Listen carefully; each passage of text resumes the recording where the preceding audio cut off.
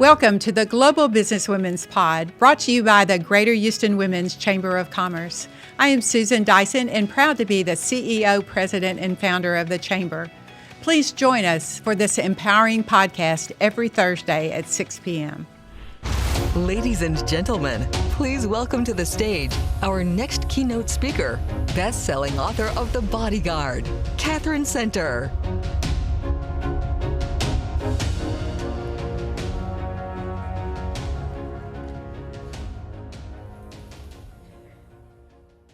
Hi. Hey guys, I'm Katherine Center, and I'm a novelist. I'm probably the goofiest person in this room, is my guess. I have a whole bunch of novels. A bunch of them are New York Times bestsellers. Thanks. I live in Houston. That's where I'm from. My newest novel, The Bodyguard, is set right outside of Houston on a ranch out I-10 by the Brazos River. I'm like a fifth-generation Houston person, so I've been around a long time. My 10th novel comes out next summer, and two of my books have been made into movies, actually. One of them you might have watched on Netflix during the pandemic. It is called The Lost Husband. Yeah, anybody? And it stars Josh Duhamel. And y'all, let me just say, if you don't know who that is, he's worth a Google. Feel free to take out your phones. And it's set in Texas. They filmed it all around Texas. There's a great shot of the Houston skyline.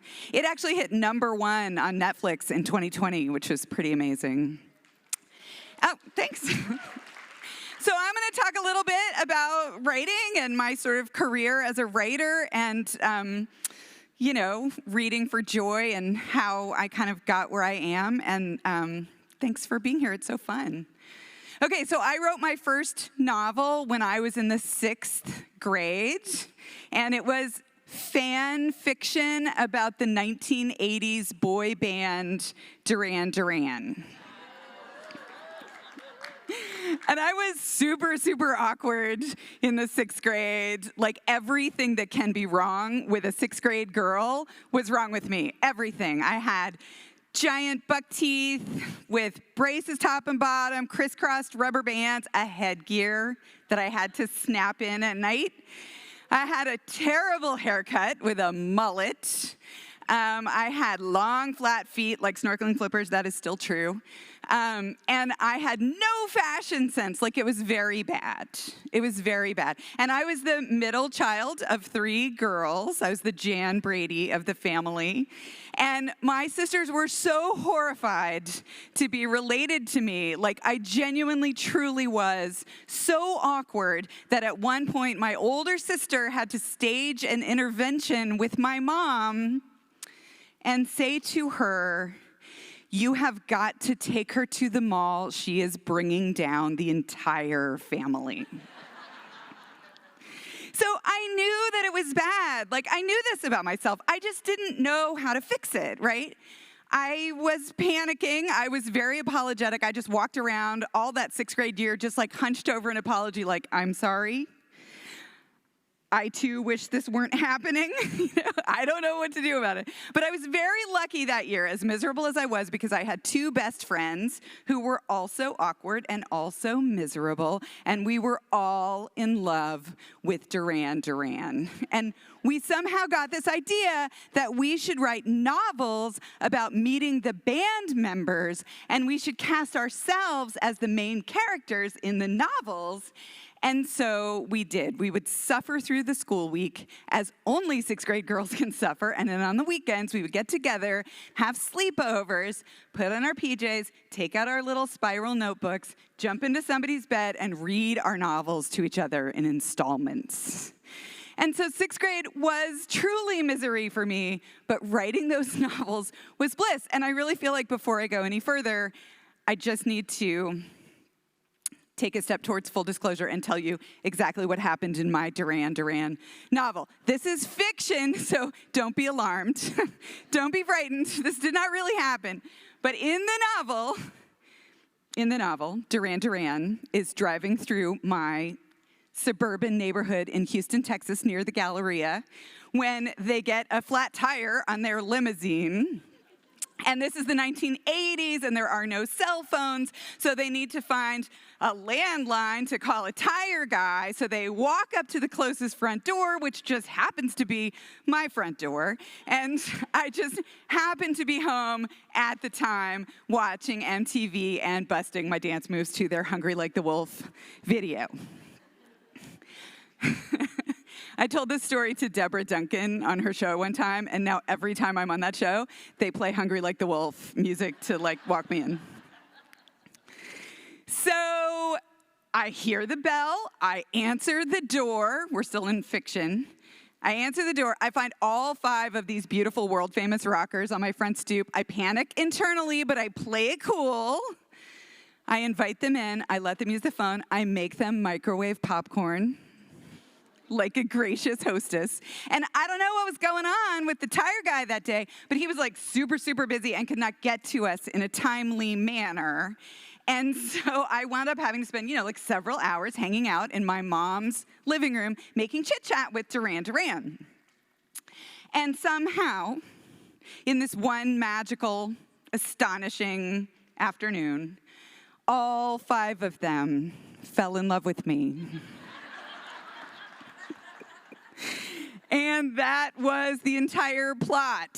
I had to decide which one to marry. That was the whole story. Yeah. So as you can imagine, it is the worst novel ever written in the history of the English language. If there were a prize for that, I would have it. My older sister has explicit instructions that if I'm ever hit by a bus, her number one job is to go up to the storage tub in my attic where I still have that book and burn it very quickly. I'm like, there is no time for grieving. Don't go to the funeral. Just get to the attic and destroy the novel. It's very embarrassing. My publisher actually, right before the pandemic, flew me up to New York to do a series of promos. One of them was for the Target showcase wall, which really felt like the big time. And they asked me to bring that novel with me. And I'm so obedient. I was like, sure, not a problem. It never occurred to me that they would ask me to read from it out loud. But they did, documentary style. I'm sitting on a stool. And they were like, just read a little bit from it. And so, I did. If that promo ever comes through your Instagram feed, just know that I am not acting. That is true, genuine human humiliation. There's nothing fake about that. It was the most embarrassing thing I've ever done on purpose. So that is how I got started. That novel is horrible. It's sort of humiliating. It's every now and then I'll go up in the attic and think, I'll just read a little, for nostalgia. And as soon as I start to read, it's like chopping onions. My eyes just start to water. I'm like, whoo, this is terrible. So it's embarrassing that it ever happened. It's embarrassing that it exists, but also at the same time, as bad as it truly, truly is, it was also kind of genius. We, all 3 of us girls, were sinking in 6th grade. We were going down. We were having such a hard time. And we kind of rescued ourselves with that novel. We found a way to tell a story to ourselves that mattered and that felt real, because actually that's the smartest thing I've ever figured out about fiction. There's a magic to fiction. There's a magic in there that isn't anywhere else in human life. It does something really, really special to you. Because here's the thing about stories that is so unique. When you get caught up in a work of fiction, whether you are binge watching something on Netflix or reading a novel, when you get lost in a fictional story, you know it's not true, but you believe it anyway. You know it's not real, but you believe it anyway. If the writer has done their job, you get lost in that story. You care about that story. That story matters to you. And because you care about it, it has this potential to talk to you and change you and teach you things and matter to you in this really profound way that you can't find anywhere else in human life. You're not going to find it in a textbook. It's very special. And so that was I couldn't have told you that in 6th grade, but that was definitely the moment when I got hooked on like this, whatever this was, this sweet nectar of fiction. And I decided I wanted to be a writer. Like there I was, 12, and I was like, problem solved. I know what I'm gonna be. I'm gonna be a writer. So fast forward 20 years, and I published a novel. So it took me 20 years. I did not actually publish a novel until I was 32, despite going to Vassar College and majoring in English and creative writing and writing a creative thesis that was a novella that won the Vassar College Fiction Prize. Actually, that same week that I won the Vassar College Fiction Prize, I also kissed this really cute boy from my art class, and then I graduated. And then on the drive home from New York to Texas in the car with my mom, we debated it the whole time, like which was the bigger accomplishment. She was team Vassar College Fiction Prize, and I was team cute boy from the art class. But that's what I wanted to do. You know, I wanted to be a writer. I had no idea how hard it was going to be a writer. When you decide you want to be a fiction writer, you're basically deciding you want to win the lottery. The odds are insane. And if I had known that, I never would have tried. So I'm actually really glad that I didn't know. I went to college, I went to grad school and got a master's in fiction writing, which turns out to be like kind of a worthless degree that qualifies you for like no jobs. Didn't know that either. And then after grad school, I spent like 8 solid years sending short stories to the New Yorker and getting rejected for 8 years. And working in a bookstore where I got to meet Larry McMurtry, but mostly just getting rejected and sending short stories out. Not getting anywhere. My mom, we're from Texas. I'm from Houston, and we have like 500 cousins in Houston. And my mom would have this Christmas party every year. And all the cousins would come over, and everyone felt really, really sorry for me because I was trying so hard to be a writer and I just couldn't get anywhere. And they would all kind of show up and kind of lean in with these very like sweet, pitying Texas lady faces and be like, "Sweetheart, are you still writing?" You know, and I'd have to be like, "Yeah, I'm still writing. And no, I haven't published anything. And yeah, I'm chasing a dream that I'm never, ever going to catch." It was really tragic. We all felt very sorry for me. It was like this horrible affliction that I had. You know, I would try to publish things. I would fail. I would decide that I was going to quit writing forever. I'd be like, you know what? This is not healthy. I think I'm done. I think I'm not going to do this anymore. Like, I'm not getting anywhere. This is actively painful. Like, I think I'm going to quit and just get a normal job and not keep trying to do this thing that's never going to happen. And that would feel really good. And then like 2 weeks later, I would get another idea for another story, and I would start up again, you know? And we all just felt so sorry for me. I had these 2 functioning sisters who were like contributing members of society, and then there was me. And I never could make it work until one day I had written this novel, and then I had gotten pregnant and had a baby and sort of forgotten about the novel. And I was with a friend of mine, another mom, at the park, and she spotted a woman across the way who was a published novelist, and she was like, "Don't look now, but that woman over there has a published novel. You need to go over there and make her help you get a book deal." And I was like, "Can I do that?" And she was like, "Yeah, you got to do it." And I don't know about y'all, but like if I ever see anybody who can help me, I really panic and I try to get as far away from that person as possible. So I literally like darted off behind an oak tree, but my friend, who did not have the same issues, boldly marched over to this woman, and she was like, "That is my friend Katherine, hiding behind that tree over there. And she's written a novel, and I've read parts of it, and it's really funny, and don't you want to help her get that book published?" And I swear I could see the fear on that woman's face from like 50 feet away, but she politely agreed to take a look at the first 3 chapters. And so I emailed them to her that night, and she wrote me back the next day, and she said, "I know I told you at the park that my agent wasn't taking any new clients, but now that I have read your first 3 chapters, I would really like to pass them along to her if that's okay with you." So I said that was okay with me. So she sent these chapters off to her agent, who wrote back within the hour saying that she wanted to see the whole book. And so I sent off this 300-page manuscript to this total stranger in Los Angeles. And a few days later, she called me out of the blue and said, "I love your novel, and I can sell it." And within a couple days,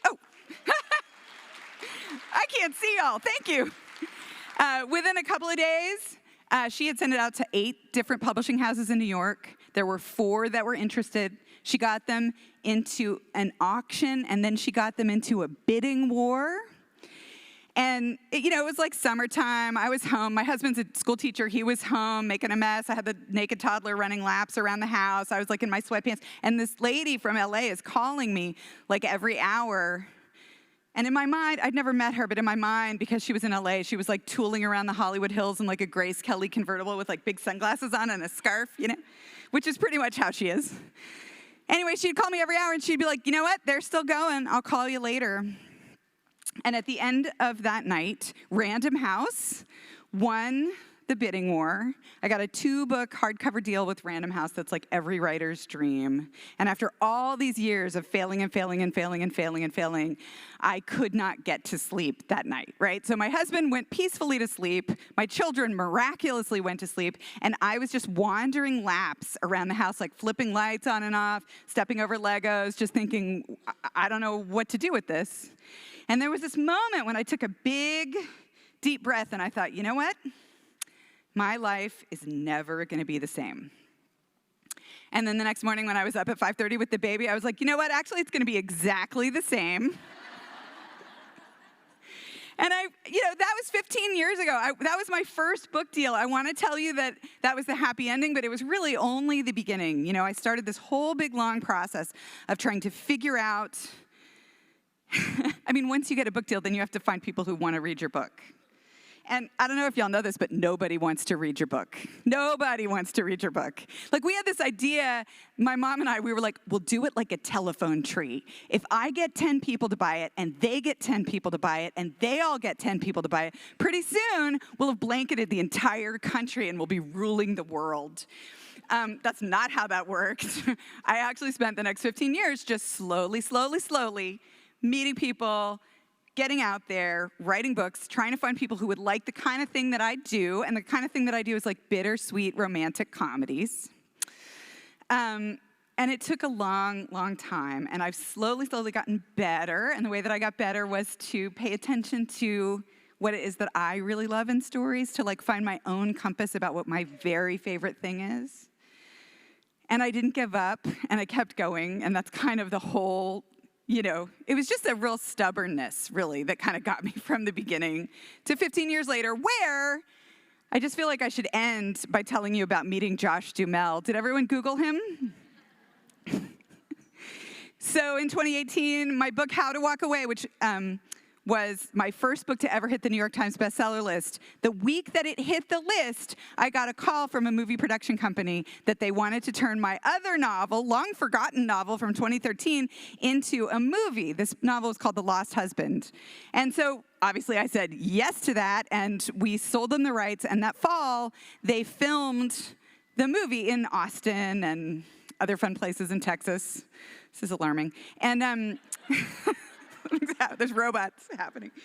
They invited me to come and be an extra in the movie. So I got to go to the movie set. We kind of thought they might be filming it on their iPhones or something. We weren't sure what to expect. But it was like a real movie set. They had like that train track where the director sits on the thing and rides along.